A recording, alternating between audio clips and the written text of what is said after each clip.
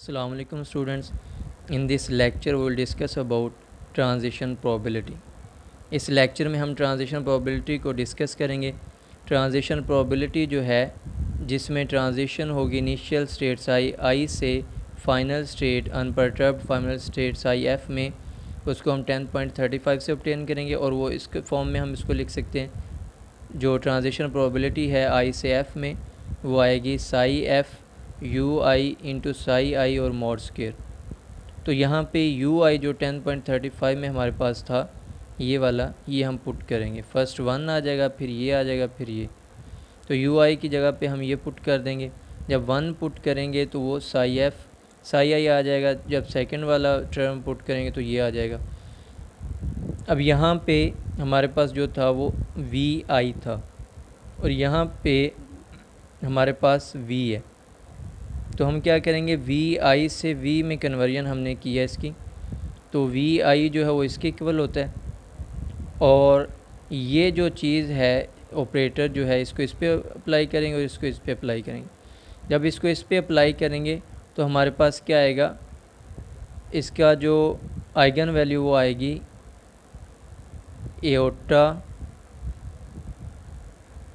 ई जो है एफ़, क्योंकि एफ़ पे अप्लाई हो रहा है, E F over H cut into T dash.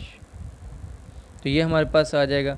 Second वाले को जब इस पे अप्लाई करेंगे, इस वाले को इस पे अप्लाई करेंगे तो ये माइनस के साथ आएगा, माइनस एओटा ई। अब आई पे अप्लाई हो रहा है तो E I T over H cut. अब इन दोनों, अब ये दोनों जो हैं वो आइगन वैल्यूज़ हैं। इसका मतलब अब ये दोनों कम्यूट कर सकती हैं, तो हम इन दोनों को बाहर निकाल लेंगे, अंदर बच जाएगा वी टी डैश। इन दोनों को जब बाहर निकालेंगे और इनमें से कॉमन निकालेंगे iota E F minus E I into T over H cut, तो ये हमारे पास आ जाए। तो E F minus E I over H cut जो है ये इक्वल होता है ओमेगा एफ आई के इक्वल। तो हमारे पास एट दी एंड आ जाएगा ई की power aorta omega F I T dash. तो ये हमारे पास आ जाएगा ई की power aorta omega F I T dash और ये आ गया। तो इस तरह हमने क्या किया है, हमने उसको वी आई से वी में कन्वर्ट कर लिया, तो हमारे पास इस तरह का एक्सप्रेशन आ जाएगा। तो हमारे पास फर्स्ट टर्म सेकंड टर्म के लिए ये आ गया, वी आई से वी में कन्वर्ट किया और साथ ये एक्सपोनेंशियल फंक्शन। इसी तरह हायर ऑर्डर के लिए भी ऐसे ही करेंगे, लेकिन हम बस यहाँ तक इसको लीनियर टर्म तक कंसीडर करेंगे। तो हमारे पास यहाँ पे फिर ये आ जाएगा, जो हमारे पास है साई एफ़ और साई आई, इसको हम ज़ीरो कर देंगे क्योंकि आई एफ़ के इक्वल नहीं है, तो ये ऑर्थोगोनल स्टेट है। तो ऑर्थोगोनल के लिए इनका जो स्केलर प्रोडक्ट है वो क्या हो जाएगा, ज़ीरो हो जाएगा। तो फिर हमारे पास जो है फर्स्ट ऑर्डर बच जाएगा वी आई टी का, और वो जो है इस फॉर्म में आ जाएगा, ये वी और एक्सपोनेंशियल। तो ये ट्रांजिशन प्रोबेबिलिटी है, इससे हम जो है किसी भी ऑर्डर की जो है ट्रांजिशन प्रोबेबिलिटी कैलकुलेट कर सकते हैं। और फॉर मोस्ट प्रॉब्लम जो एटॉमिक और न्यूक्लियर फिजिक्स की जो प्रॉब्लम है उसमें जो है फर्स्ट ऑर्डर तक ही हम जो है वो सफिशेंट होता है। और अब इस इक्वेशन को हम अप्लाई करेंगे और ट्रांजिशन प्रोबेबिलिटी जो 2 केसेस के लिए फाइंड आउट करेंगे, कांस्टेंट परटर्बेशन के लिए और हार्मोनिक परटर्बेशन के लिए। और ये जो है वहाँ पे बहुत ज़्यादा यूज़फुल हैं जब हम एटम्स का रेडिएशन के साथ इंटरेक्शन करवाते हैं। तो ये ट्रांजिशन प्रोबेबिलिटी जो है इस इक्वेशन को हम आगे यूज़ करेंगे। तो फर्स्ट हम कहते हैं transition probability for constant perturbation. तो कांस्टेंट परटर्बेशन है तो यहाँ पे ये टाइम डिपेंडेंट नहीं होगी। तो v जो है वो कांस्टेंट है तो टाइम पे डिपेंड नहीं कर रहा। तो v जो हमारे पास यहाँ पे इंटीग्रेशन के अंदर था, ये वाला जो है इस फैक्टर को बाहर निकाल लें क्योंकि अब ये टाइम डिपेंडेंट नहीं रहा। तो इंटीग्रेशन से ये बाहर आ जाएगा और एक्सपोनेंशियल अंदर आ जाएगा। अब एच कट जो स्केयर है और ये आ गया, इसका जो है मॉड स्केयर अलहदा कर ले, इसका अलहदा कर। अब ये जो फॉर्म बन रही है ऊपर वाली, ये फॉर्म बने e की पावर आयोटा थीटा माइनस 1 का मोड स्क्वायर, और इसका आंसर आता है 4 साइन स्क्वायर थीटा बाई 2। वो कैसे आता है, e की पावर आयोटा थीटा और इसको ओपन करें तो cos theta plus iota sine theta आ जाएगा e की पावर आयोटा थीटा की जगह पे, और -1 आ जाएगा। फिर इनको जो है रियल पार्ट को कंबाइन कर देंगे और इमेजिनरी पार्ट को कंबाइन कर देंगे, तो 1 माइनस कॉस थीटा ये रियल पार्ट है, आयोटा साइन थीटा ये जो है इमेजिनरी पार्ट। इनका जब मोड ओपन करेंगे इमेजिनरी नंबर्स का तो वो होता है x का स्क्वायर प्लस y का स्क्वायर। तो इस तरह ये हमारे पास आ जाएगा। तो यहाँ से इसका स्क्वायर ओपन करेंगे तो ये आ जाएगा और -2 कॉस थीटा। तो यहाँ से कॉस और साइन स्क्वायर जो है 1 हो जाएंगे, 1 और 1 2, और -2 कॉस थीटा। 2 कॉमन आ जाएगा, 1 माइनस कॉस थीटा, 2 से मल्टीप्लाई डिवाइड करेंगे तो यहाँ पे 4 बन जाएगा, 1 minus cos theta over 2। 1 minus cos theta over 2 जो है वो साइन स्क्वायर थीटा बाई 2 के इक्वल होता है। तो इस तरह 4 साइन स्क्वायर थीटा बाई 2, तो ये इस तरह से आता है। अब यहाँ पे जो थीटा इस केस में e की पावर आयोटा थीटा है ओमेगा एफ आई टी, तो omega F I T by 2, तो थीटा बाई 2 ये आंसर आ जाएगा इंटू 4, और शुरू वाला एज इट आ जाएगा, और नीचे ओमेगा एफ आई है तो उसका स्क्वायर आ जाएगा। तो इस तरह हमने उसको ट्रांजिशन प्रोबेबिलिटी जो है कांस्टेंट परटर्बेशन के लिए जो है उसको। अब इसके लिए जो है हम ग्राफ बनाएंगे, ये हमारा एक्स वाई इंटरसेप्ट है, इसको फाइंड आउट करेंगे, और ये हमारे पास एक्स इंटरसेप्ट है, इनको फाइंड आउट करेंगे। तो यहाँ पे हमारे पास जो है जब हम एक्स इंटरसेप्ट फाइंड करेंगे तो उसके लिए जो वाई इंटरसेप्ट है एक्स है वो 0 हो जाएगा। तो एक्स एक्सिस पे omega F I approaches to 0 होगा, omega F I approaches to 0 है, और यहाँ पे जो ये जो साइन स्क्वायर है इसको हम इस फॉर्म में लिखेंगे omega F I T by 2 और ओमेगा एफ आई स्क्वायर। अब नीचे हम इससे टी स्क्वायर बाई 4 से डिवाइड भी कर देंगे और यहाँ पे मल्टीप्लाई भी कर देंगे। तो ये जो होता है sine theta over theta, sandwich formula के मुताबिक थीटा अप्रोचेस टू 0, तो ये इक्वल हो जाता है 1 के। थीटा ऊपर सेम और लिमिट 0 को अप्रोच कर तो 1 के इक्वल। तो हमने ये थीटा को इक्वल करने के लिए टी स्क्वायर बाई 4 से मल्टीप्लाई डिवाइड किया, तो ये वाली चीज़ जो है 1 की इक्वल हो जाएगी, बाकी ये टी स्क्वायर बाई 4 बच जाएगा। तो ये इस तरह वाई इंटरसेप्ट आ गया। एक्स इंटरसेप्ट के लिए हम वाई को 0 करेंगे, तो वाई को 0 करेंगे तो ये वाली चीज़ 0 के इक्वल आ गई। ओमेगा एफ आई नीचे डिवाइड हो रहा है, इधर आके मल्टीप्लाई होके 0 हो जाएगा। साइन स्क्वायर इधर आके स्क्वायर और अंडर रूट ले लेंगे, ख़त्म हो जाएगा। साइन इधर आके इन्वर्स हो जाएगा, और साइन इन्वर्स जो है वो n पाई के इक्वल होता है, और इधर से 2 मल्टीप्लाई हो जाएगा और ये t जो है इधर डिवाइड हो जाएगा। तो इस तरह हमारे पास ओमेगा एफ आई जो कि एक्स इंटरसेप्ट है वो भी हमने ऑब्टेन कर लिया। तो इसका मतलब है जो एक्स इंटरसेप्ट है वो n जब 1 0 होगा तो 0 होगा, जब n 1 होगा तो 2 पाई ओवर टी, n जब 2 होगा तो 4 पाई ओवर टी। तो इस तरह एक्स इंटरसेप्ट हमारे पास आते जाएंगे, और वाई इंटरसेप्ट जो है वो टी स्क्वायर बाई 4 आ गया। तो अब इसको जो है फिज़िकल सिग्नल को डिस्कस करते हैं। तो यहाँ पे हम देख सकते हैं जो ट्रांजिशन प्रोबेबिलिटी है वो ओसिलेटिंग साइनोसाइडल फंक्शन है, तो पीरियोडिक फंक्शन बन रहा है, और जिसका टाइम पीरियड जो है वो 2 pi over omega F I है। टाइम पीरियड ऐसे कैसे आता है, हमारे पास जो ओमेगा एफ आई है उसकी वैल्यू अगर हम ले लें 2 पाई ओवर टी, ये वाली वैल्यू ले लें ओमेगा एफ आई की, यहाँ से टी किसके इक्वल आ जाएगा, टी आ जाएगा ओमेगा एफ आई इसके नीचे चला जाएगा, टी ऊपर आ जाएगा, तो 2 पाई ओवर ओमेगा एफ आई। तो इसका टाइम पीरियड क्या बन रहा है 2 पाई ओवर ओमेगा एफ आई।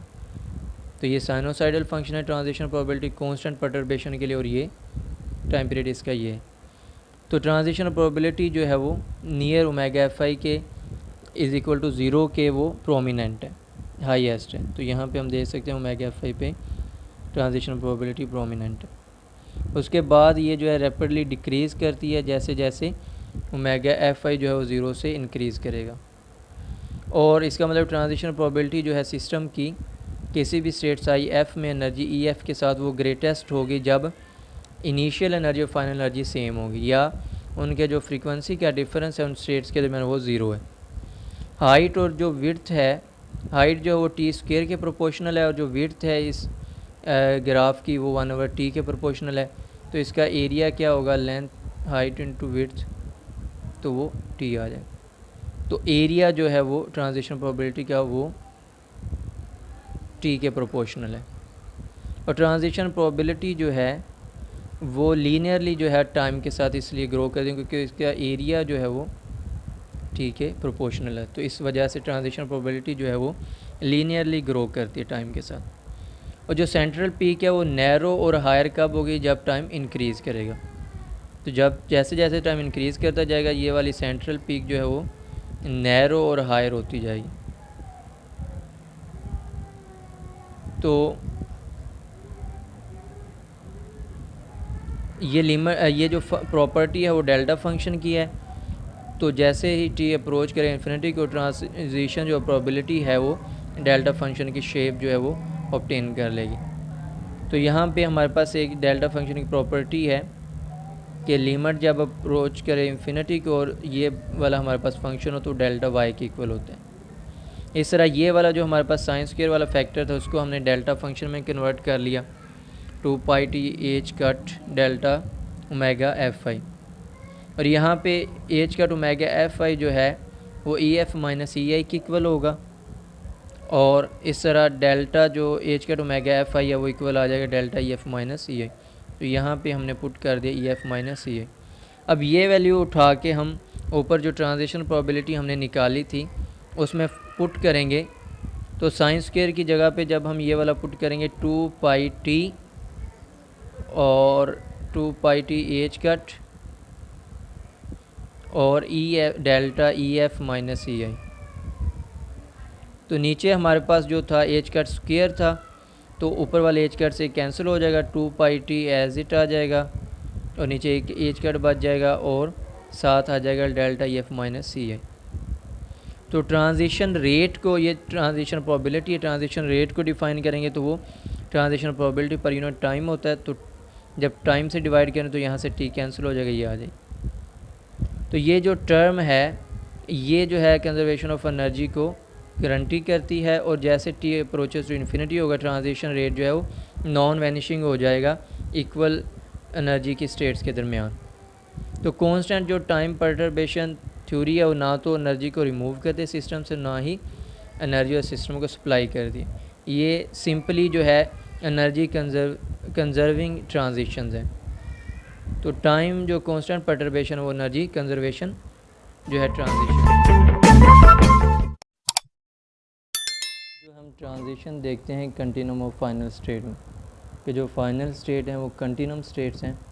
तो अब हम कैलकुलेट करते हैं ट्रांजिशन टोटल ट्रांजिशन रेट को with the transition from initial state psi I से continuum of final state psi F में।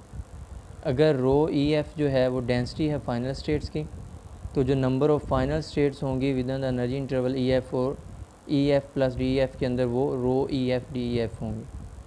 तो रो ई एफ जो है वो फाइनल स्टेट की डेंसिटी है, डी एफ उनकी एनर्जी। तो टोटल जो नंबर ऑफ फाइनल स्टेट्स होंगी इस एनर्जी इंटरवल के अंदर वो ये होंगी। अब यहाँ पे जो टोटल ट्रांजिशन रेट होगा उसको हम मेगा आई एफ से लिखेंगे और वो इस तरह से ऑब्टेन होगा कि जो ट्रांजिशन रेट था उसको हम जो है उसकी टोटल जो नंबर ऑफ फाइनल स्टेट्स थी उस एनर्जी इंटरवल के दरमियान उसके साथ उसकी इंटीग्रेशन करेंगे।